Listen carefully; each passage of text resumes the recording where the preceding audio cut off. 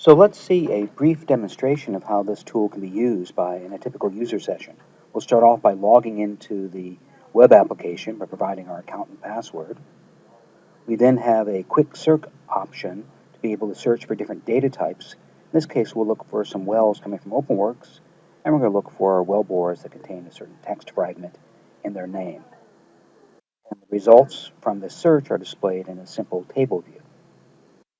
Again, this is data that has been scanned via the OpenSpirit scan utility. We can then bring up the geovisor, the web map, display the same data, and it will display all of our different project data, lease block information, etc. And it will zoom into the well that we just selected from the text interface. And we're zooming into a closer display here. We're seeing that well highlighted.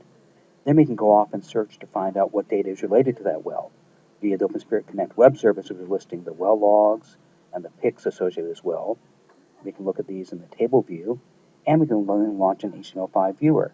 Here we're looking at a log plot where we can drag any of the logs into a log track to be plotted.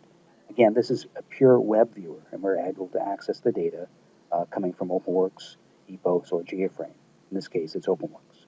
And we're just simply adding additional tracks here. We can display the data in either linear or logarithmic tracks.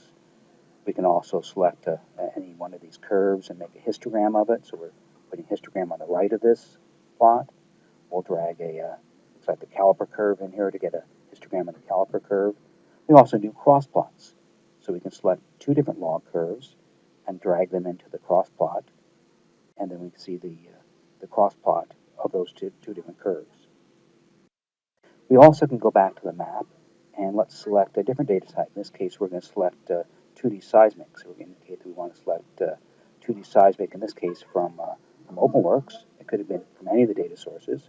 We'll select a 2D line from the map, and then we'll drill down and see what details are available associated with that 2D line. We can see what 2D post-stack data sets are available. Then we also can see what horizons or what faults might exist on that. And then if we want to go back and actually look at the seismic data sets, we can pick one of those data sets and again invoke our HTML5 viewer. And here we're looking at the 2D line displayed, in this case coming from SeisWorks. Could have been Epos, could have been Geoframe. We went back and selected a fault. We can drag a fault and put it on top of the seismic line. You see that low angle thrust fault displayed there. We'll go back and lastly select a horizon. And look for a list of horizons that are available here. We'll select one of those, and that then allows it to be plotted on top of the same seismic line. So again, recall that all we need on our desktop here is a web browser, yet we're able to view the well information, the logs, the seismic, horizons, and faults coming from any of the project data stores that we have connected. And lastly, we'll go back to the map, and we're going to look at the 2D seismic line in Google Earth just to understand how it's situated relative to the physical terrain.